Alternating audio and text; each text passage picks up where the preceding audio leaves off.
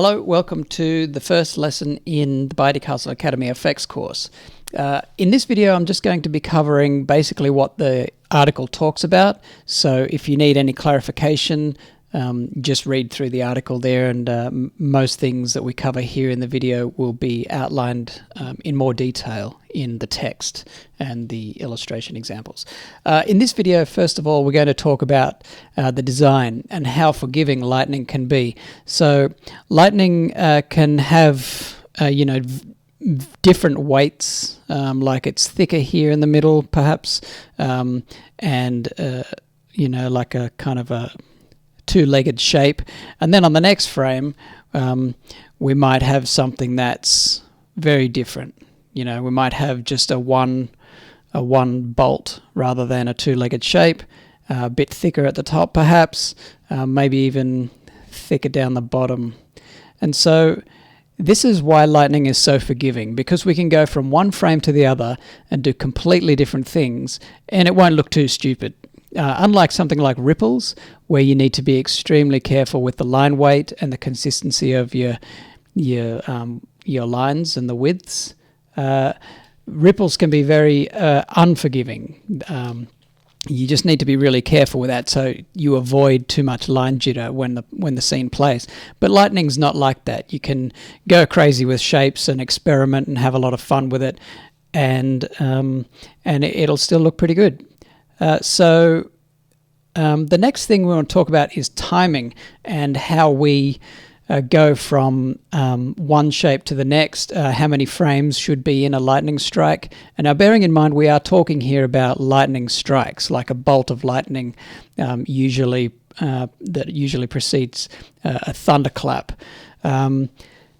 So when you go from the initial strike, how long do we actually see that playing in our eyes before it disappears? So generally in animation we stretch things out a bit for aesthetics, and even though in this course we focus primarily on realism so that we can learn the real life rules of effects, we do need to take some artistic license sometimes to make it appealing on screen. So we're going to focus the design on realism, but for the timing, in real life, while you might see a lightning bolt for, a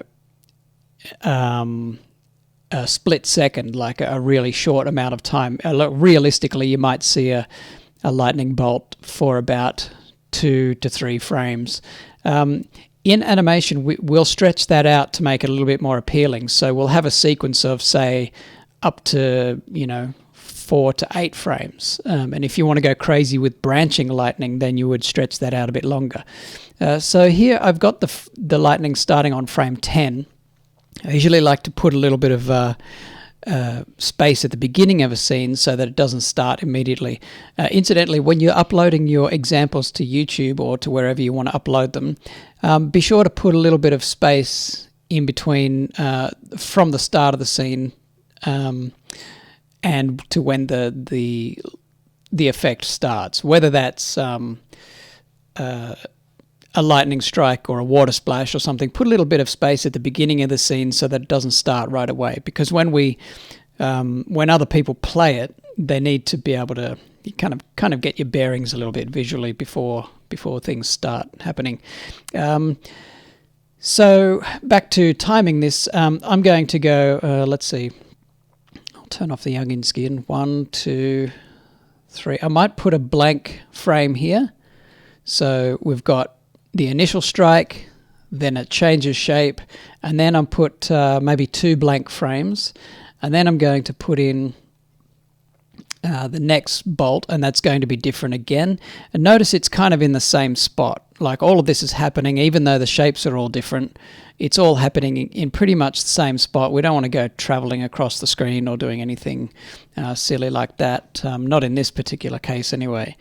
Bearing in mind, once again, we are attempting to focus on realism, but just taking a little bit of artistic license with the timing. I'm going to just do something different here and put a little branch at the top So that might not work. When I play it back, I might not like it, and I'll go back. And that's a good thing about doing this kind of stuff, is that you can try something out. You know, something as forgiving and as free and fun as Lightning. You can try something out, play it. If it doesn't work, it's not hard to change one of the drawings or even delete drawings, which I encourage you to do. Delete drawings. Don't fall in love with something that you spent, you know, a short amount of time on. And you should only spend a short amount of time on these kinds of drawings. So I've got 1, 2, 3, 4 drawings here in this lightning strike so far. I'm just going to look at that, just play it and see what happens. So where are my play controls? Excuse me a sec. Toolbars. Timeline view. There we go, play. So that's pretty chaotic. That's pretty wild. I'm not sure if I would put that in like a distant field. It's a bit too wild for a distant field. It could be something. It could work as a more close-up scene, but I think this first drawing here is the problem. So I'm going to delete that, and I'm going to just adjust it a little bit. So the first drawing is going to stay on this kind of line without going too silly. So might put a big thick chunk at the top like that. Now let's see what happens, how that looks. Well, that's not too bad. It's still, I think, a little bit wild for something that you would see out in a field or above a city. For something that,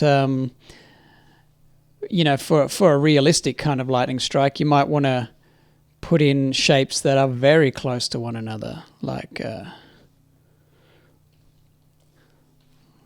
this, and then we go to the next frame, and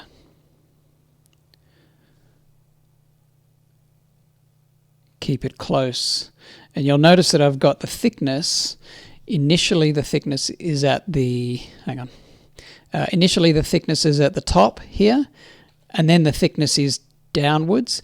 And that's really important kind of consideration to give the lightning direction. You really want to give it direction and impact. And there's a forum post that's linked at the bottom of this article, a forum post that talks about direction and impact. And that's really, they're really two very important things. I think that's why these wild shapes here don't really work that well. I mean, they work okay for some scenes, I guess, but I'm not happy with them just because they're too wild. In this scene, we're starting here. We've got a very specific direction because the two bolts are very close together from one frame to the next. But it's also got direction. So when we play this, you know, even if it's subliminally, this thickness here is going to appear to travel and give it direction. So let's just continue with this scene and see what happens. So I'll go, I'm going to leave another 2 frame. Actually, I'll just leave 1 frame to see what happens. And in fact, I'm going to get rid of those first 2, that first attempt that I made because I'm not too happy with it. And again, feel free to throw out your drawings. I encourage you to embrace your mistakes. You know, that's I think important when you're learning, is that nobody learns anything without making mistakes. Or you know, at least witnessing mistakes. So where are we? I was supposed to leave a gap there. Yeah, so, you know, try things. Do what I did at the beginning of this video and try something crazy. And if you're not happy with it, go back and, you know, rein it in a bit or go crazier, or, you know, that's where we learn, is by doing this kind of stuff. Now, in my third drawing, you'll notice that I've got... I'm just going to have to change my eraser. That's the one... Okay, yes, in my third drawing, you'll notice that it's still very close to what the other 2 bolts are doing. but the thickness continues to travel. So we've got the heavy line weight here, and then we've got the heavy line weight here. And then in the third drawing, even though there's a missing frame like between them to give it a bit of a flicker effect, the heaviest bit is there. So when we play that, let's just see what happens.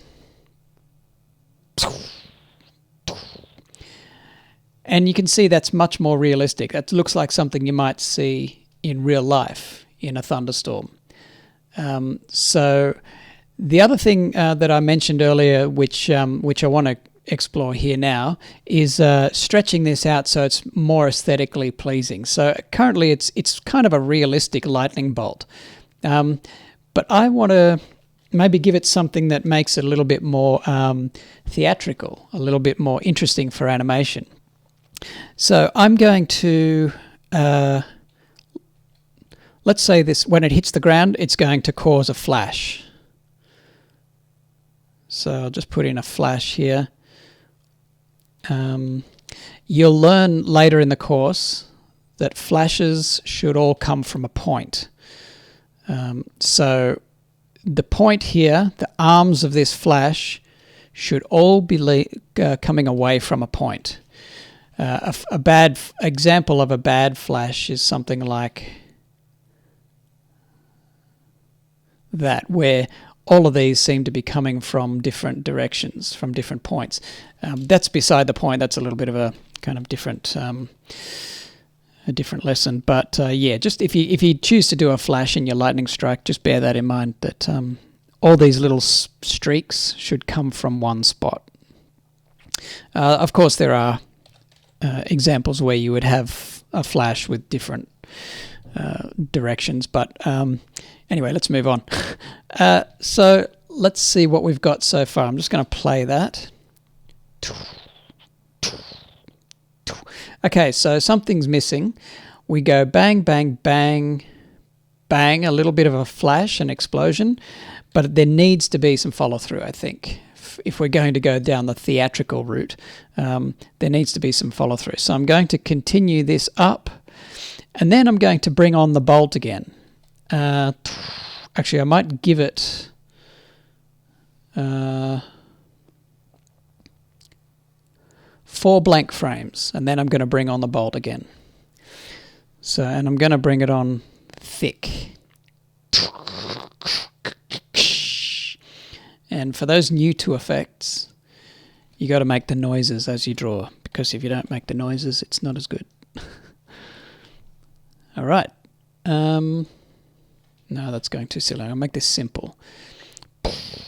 Now, what I want to do here, again, we're still thinking of theatrics.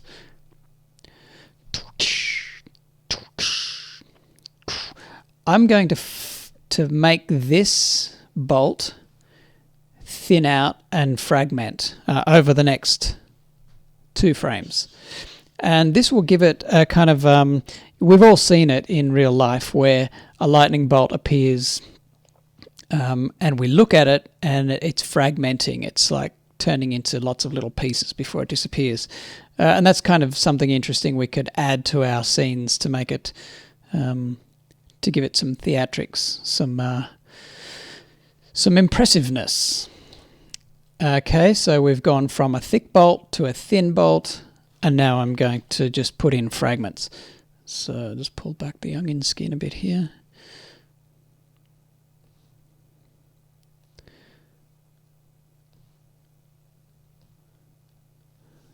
Okay, I think I'm going to leave it at that. So let's see what happens. There we go. Doesn't look too bad. So what we've got is we've got an initial kind of like exploratory strike. You know, lightning's kind of looking for a place to hit. So it's kind of like putting down these little feelers, this little kind of exploring strike, and then it goes, yep, that's where I'm going to strike, and then it goes boom. So I've got this. And what I might do here, I'll introduce you to the white card, which you will learn in this lesson. But the white card is essentially just a white frame. And what that does, it gives a massive amount of impact to a scene. So if we play this now, you can see there's a bit of impact. Well, there's a very significant impact visually. It flickers in your eyes, and this is known to have a physical effect on the brain. So when you see something like this, it makes you look. So be very careful not to overuse this white card. The white card should be reserved for only the most impactful scenes. Because if you overuse it, it will lose its impact. And we all know, like, we've seen this, the reason it's used in advertising. You might see a banner ad that flickers with a white card, and that's designed to pull your attention away from whatever it is you're watching or doing on the internet and look at this banner ad. It's designed to make you look. So don't overuse it. It's a terrible thing when it's overused. And I encourage you to only put it in to a lightning strike when the lightning strike really needs impact. The worst thing you can do as a beginner is put a white card in every lightning strike. So just be careful with that. So let's play this.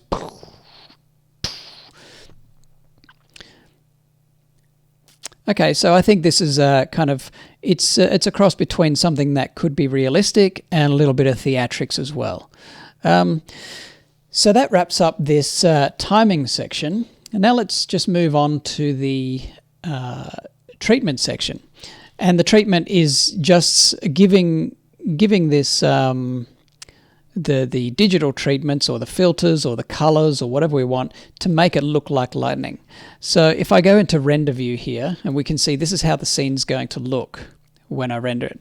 And sure, that looks fine when it's just white. And in fact, let's just quickly render this so that we can see how it looks when it's fully rendered. Oops, here we go. There we go. I'll make it smaller. All right, so play.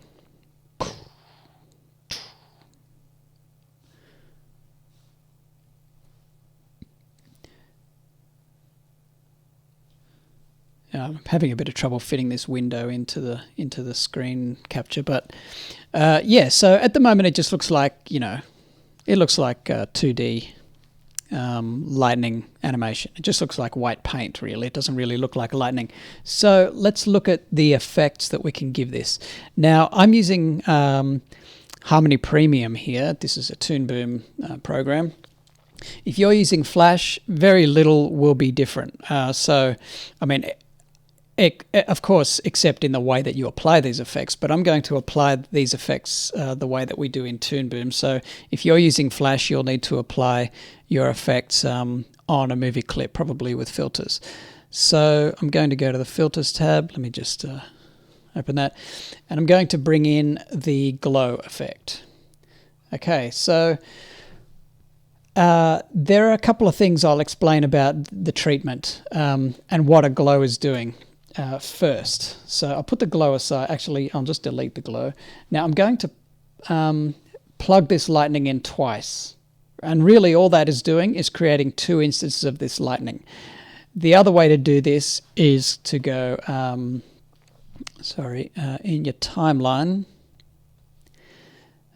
duplicate the selected layers. So I've got two lightning of the exact same animation. On one of them, I can blur one of them. So you can do this in Flash if you like, if you don't want to use a glow effect.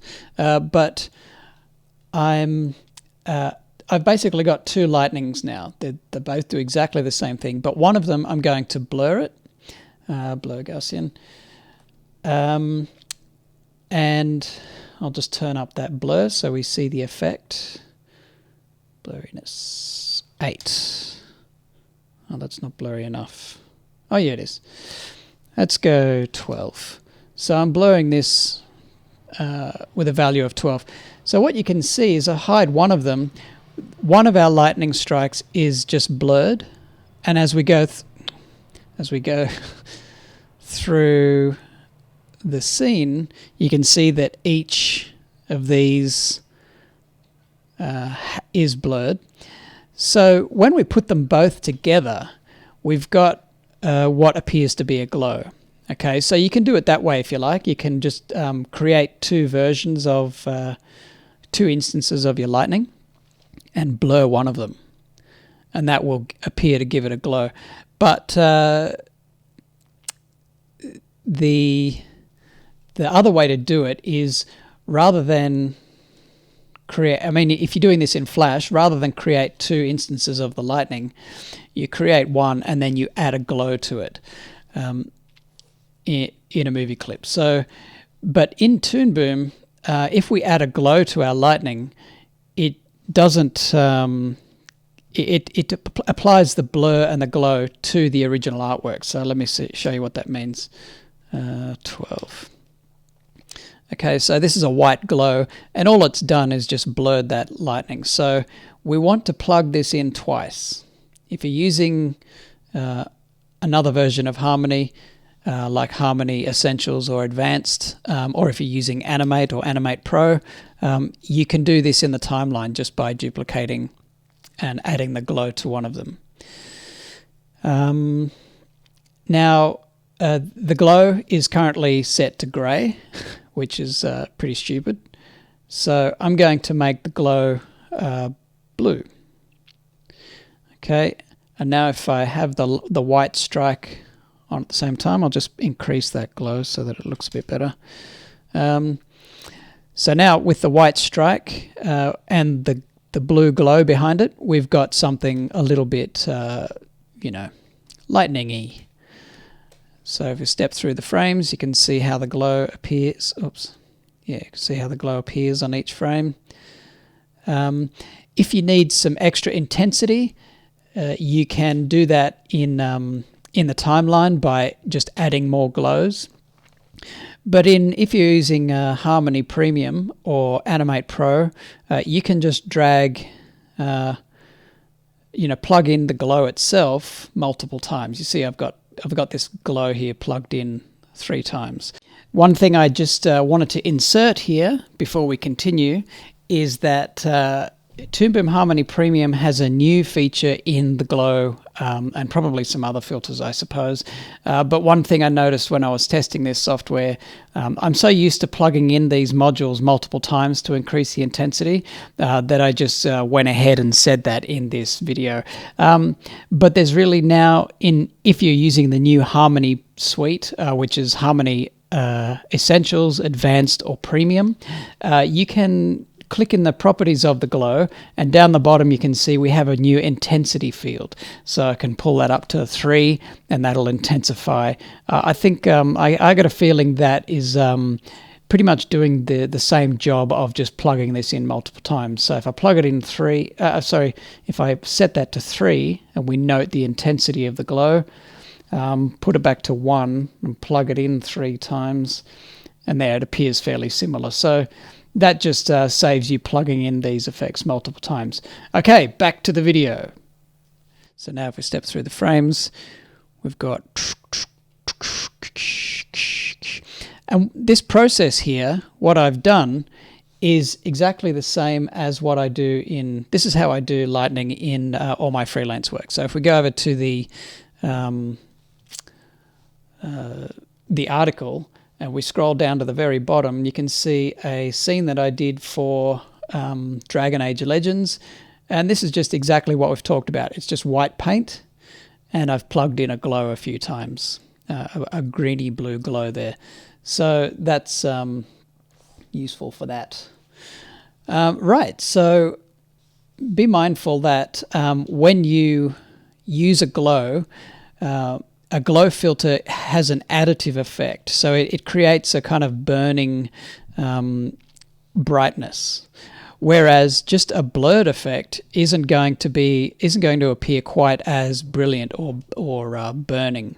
So just bear that in mind. If you're not sure what I mean, then I can elaborate on the forums or something. But that wraps this up. Now I'm going to just render this again, and then we can watch it play, and I wish you the best of luck in this week's lesson and future lessons. Welcome again to the course, and I hope you enjoy it.